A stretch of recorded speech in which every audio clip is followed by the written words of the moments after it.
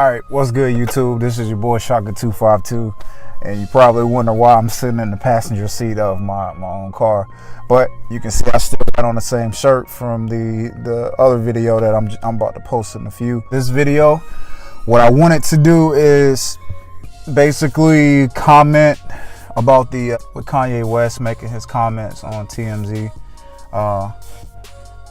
You know, the only thing I definitely get what Ye was saying.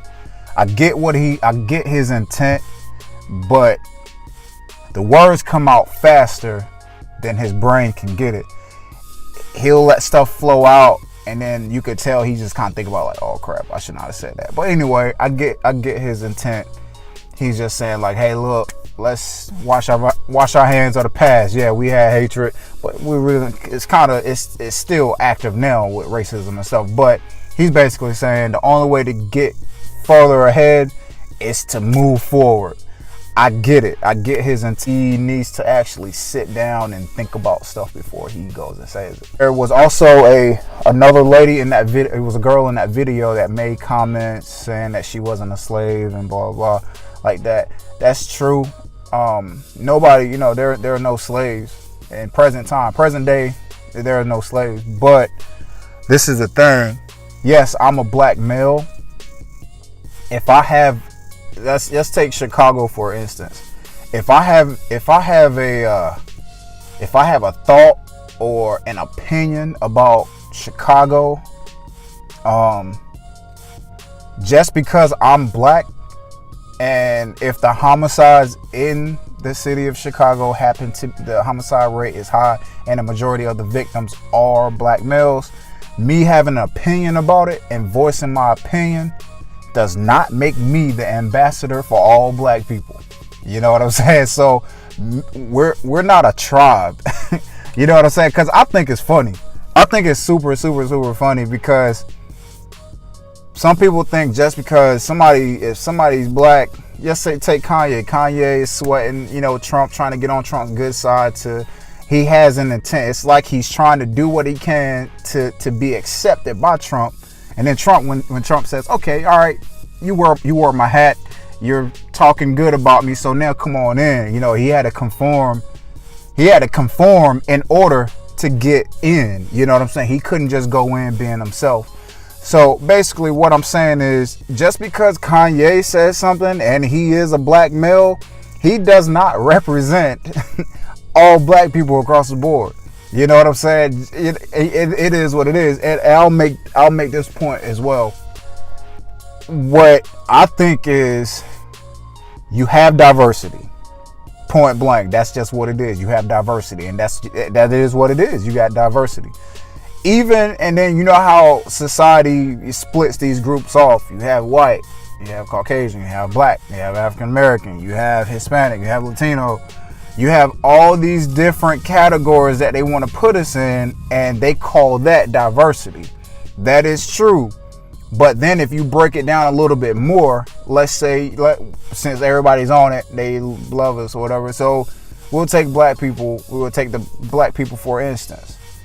If you take black people, one category, black people, you have diversity within diversity. And that goes for any race. It doesn't matter. Diversity was it. I'll make this point. Black people. So you have black people. You have the upper class. You have middle class. You have the low income. You have the entrepreneurs. You have the mechanics. You have the blue collar, the white collar. You have, you know, what people call the hood. You know what I'm saying? You have that. You have all these different elements that make up one race, but it's diversity within a race. It doesn't matter. It could be white. Even with white people, there is diversity within whites. You have white people that live in Bel Air. You have white people that live in the suburbs of a small city. Then you have white people that live in this area similar to where I live out here in Radcliffe, Kentucky. And then you have white people that are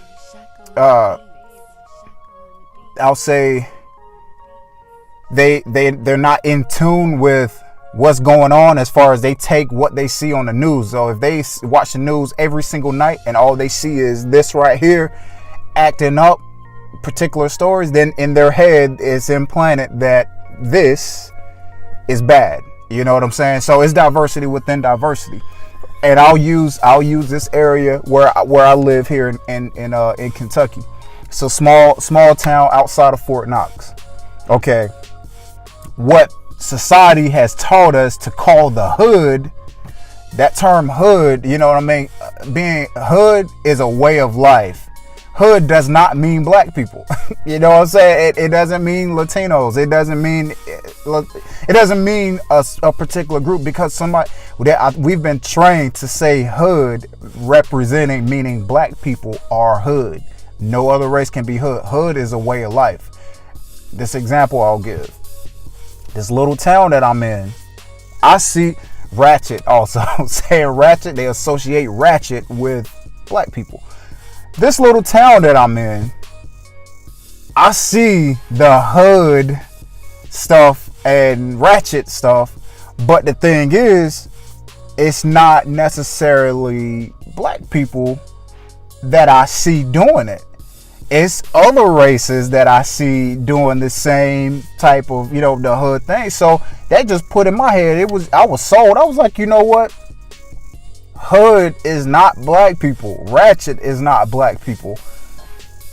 Hood, being hood and ratchet is a way of life, is a characteristic, is a style. I'll just say a way of life, because here I see guys walking around, typical pants sagging, hat turned backwards, doing a pimp walk while they walking down the street, walking through a store, and it's a white guy.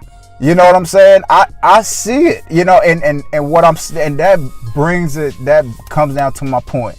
There's diversity within diversity.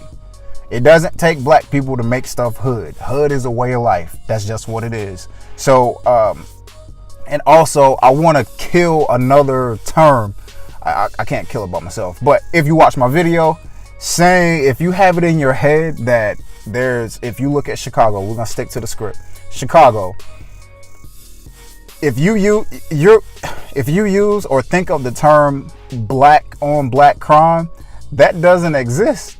You know what I'm saying? Black on black crime is a term, but if I have a particular race of people living in a particular area and there happens to be homicide in that area, of course it's gonna be, if it's majority black people, it's gonna be black homicides.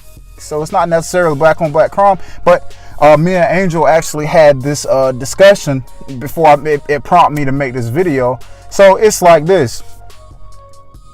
Like I said about how American society breaks things down into categories. You got blacks, whites, Latinos, Asian, Pacific Islander. You got all these races. They do the same thing with like creating statistics for like homicide rates. They'll have top 10 cities with the most homicides for the last 5 years. They'll list it. Chicago could be there. Even Louisville, Kentucky could be up there. New Orleans could be up there. You got all these things, and then what we learn to do is pick out the one at the top. If Chicago is number one, it probably is. We only focus in on that. It's one city in one state out of 50 plus states that make up the United States. What about the other 9 cities? You know what I'm saying? My thing is, just because if one has 5,000 homicides and number 2 has 3,000, this one isn't as worse as this one, as number 2. My thing is, one homicide is too many. You know what I'm saying? It's like, if Kanye made a comment saying that we as black people are desensitized to killings in Chicago, that's another point. He can't say that. He cannot speak for every single race or black people. He can't do that. He doesn't speak for me, because I have my own opinion. Kanye is not the ambassador for black people. Point blank. So we're not. And what is desensitizing is creating a list of cities with the top homicides. So it's like you got number 10, 9, 8, all the way up to 1, but you ignore 2 through 10 and just focus in on number 1. You know what I'm saying? And then, like, this is my thing. If it is homicides in Chicago, they got a higher homicide rate. Okay, I get it. That does exist. But I'll use Kentucky, for example, this area that I live in Kentucky. You do not hear about this on the news. Locally, you hear about it on the news. But if I visit other states, you don't hear about the murder rate in Louisville, Kentucky.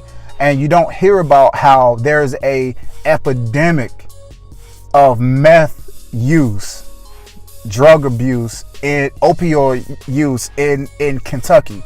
There are so many deaths and overdoses. When I watch the news every morning before I go to work. And I mean, I don't like saying races are the only ones, but just like anywhere else, if you see it's only black people with homicides, here in Kentucky, all I see is white people overdosing or killing each other over opioids, meth, and different things like that. Basically, what I'm saying is every area of the United States has their thing. You know what I'm saying? It's something. It may not be homicides. It could be car thefts. We got to look at Little Rock, Arkansas, Fresno, California. You know what I'm saying? Places like that people are like, oh, that's just Fresno. That's nothing. That's not a household name, so we're not going to talk about it. Now, Chicago, we can talk about Chicago. People like the big city. That's Chicago. But at the end of the day, it's almost desensitizing society to say it's okay for the cities 2 through 10 to have a high body count, but we need to focus in on black people killing each other in Chicago, which isn't true. And the last point I'll shut up. I said I wasn't gonna make this video long. I don't know if a lot of people agree, but I mean, I'm not really like taking sides, but I'm just making a point that, you know, I have my own opinion and everybody has their own opinion. And celebrities, they're not in touch with reality, bro. I mean, I'm a firm believer. If you have millions of dollars in your accounts, you have you moved out of your area, you're not poor anymore, and you try to speak on issues when you haven't lived in the lower class, you haven't had to struggle paycheck to paycheck, you're not continuing to do that. That living paycheck to paycheck has evolved. I'm still speaking on Kanye. Like, from the time he got his deal and he's got money coming in, he's good living in a mansion away from the madness. You can't speak for people that's living paycheck to paycheck trying to make it through life. And not only trying to make it through life, but because of this uniform I have on, I have no idea if I get pulled over, that could be my last damn pullover. You know what I'm saying? Like, just because of the uniform I'm wearing. It doesn't matter I'm a veteran. It doesn't matter that I graduated from the University of Louisville with my bachelor's. It doesn't matter that I'm currently working on my master's in human resources. It doesn't matter. What they see is this uniform. You know, and that's basically what I'm saying is, if you're not in touch with what the hell you're talking about, don't say nothing at all, bro. Just keep your mouth closed. You know, you can't speak on it. You can't speak for these people like me and everybody else that's out here working paycheck to paycheck, man, trying to make it at the end of the day. You got to pay light bill, water bill, you know, insurance, car payment, cell phone. You got to pay all this crap. And then you got you with your millions where you're cool. You know what I'm saying? You go to work when you want to work. You got cash flow coming in like that. But I was going to another subject, but I ended up drifting off. But look, I think that's all I got. But I think I made my point. You know what I mean? Just it is what it is, man. We shouldn't be desensitized and pinpoint Chicago. I'll make this last point. I just thought of it. Okay, me and Angel were talking about, you know, these homicides in Chicago. this homicide problem didn't just start. I truly, honestly feel like the homicide rate in Chicago only, we're talking about Chicago specifically, the homicide rate in Chicago didn't just happen. It didn't just start up. I honestly feel like the homicide rate right now in present time was a build up. It was a build up, and it finally hit the ceiling. I think it hit the ceiling now. I'll tell you where I think it originated from.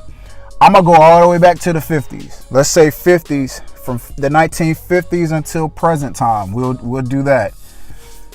50s and 60s, you had like civil rights. You had this thing where it was whites and blacks. Whites didn't like blacks, and you had this whole thing. You had blacks that were murdered and snatched from their homes.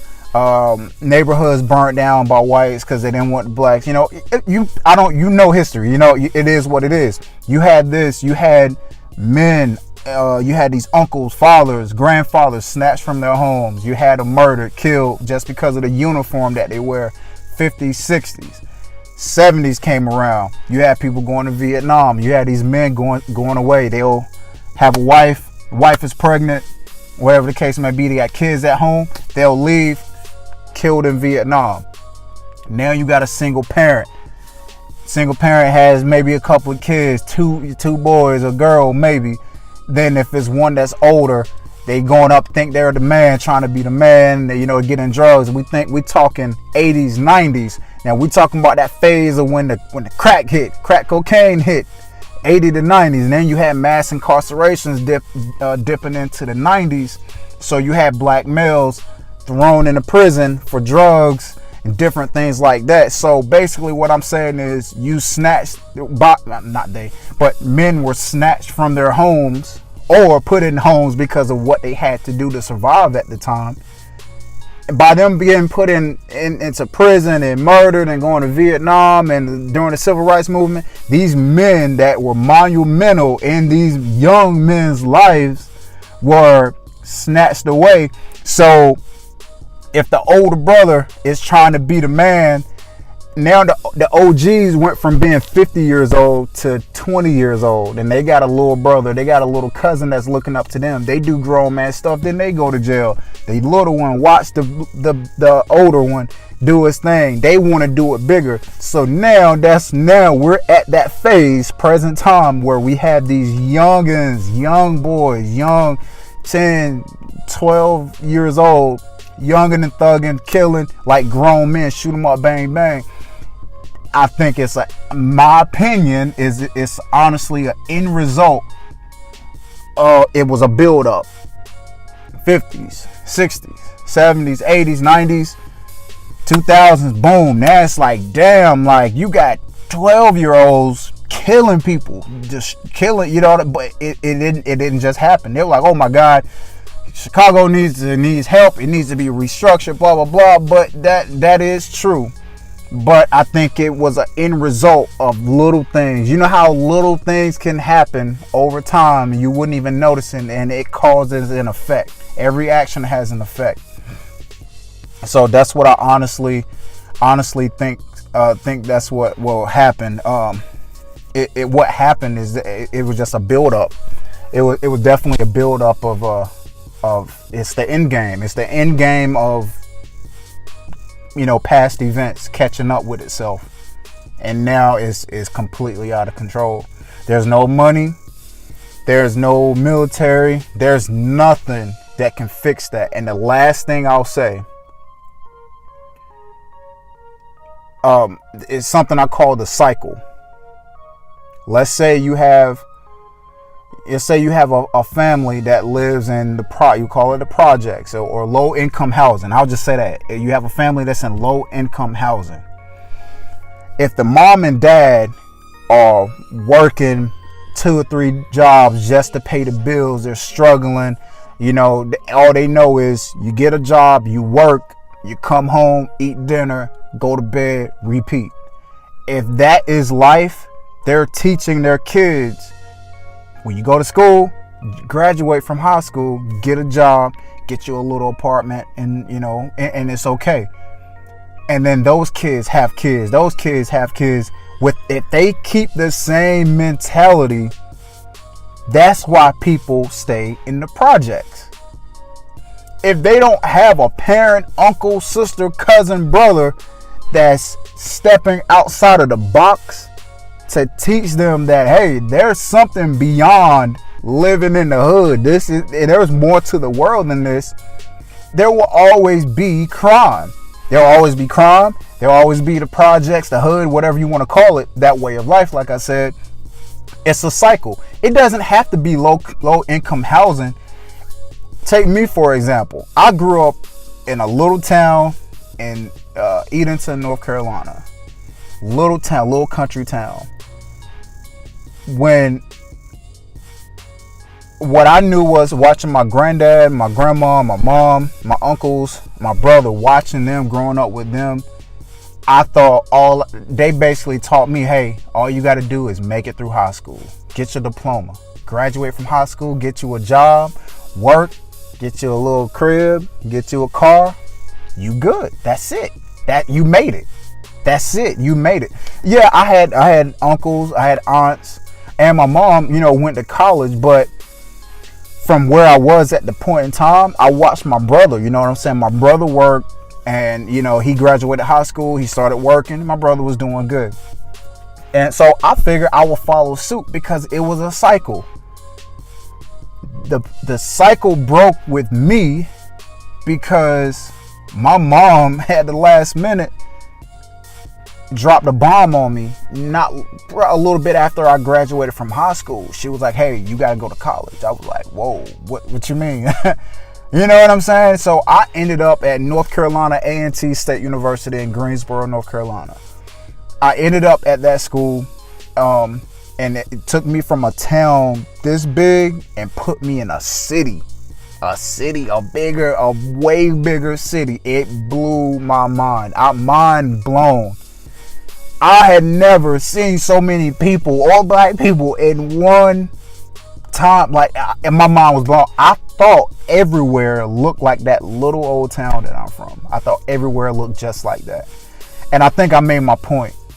You don't know until you break the cycle. Somebody has to break that cycle by me. And I know my mom will never see this video, but my mom sending me to Greensboro, North Carolina was the best thing that ever happened to me.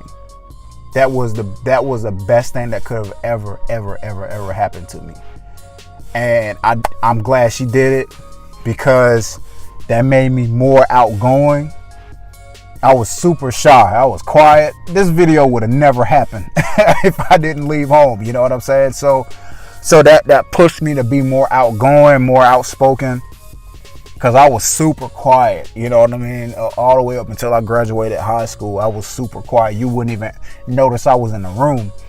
But it pushed me, it built me as a man. I had good upbringing. They taught me, you work hard. If you want something, you got to work your butt off to pay for it. You got to get it. You want it, you got to go get it because we ain't going to get it for you. And that's how I was raised. Then they pushed me out. Man, I felt like I was unstoppable. I could do anything.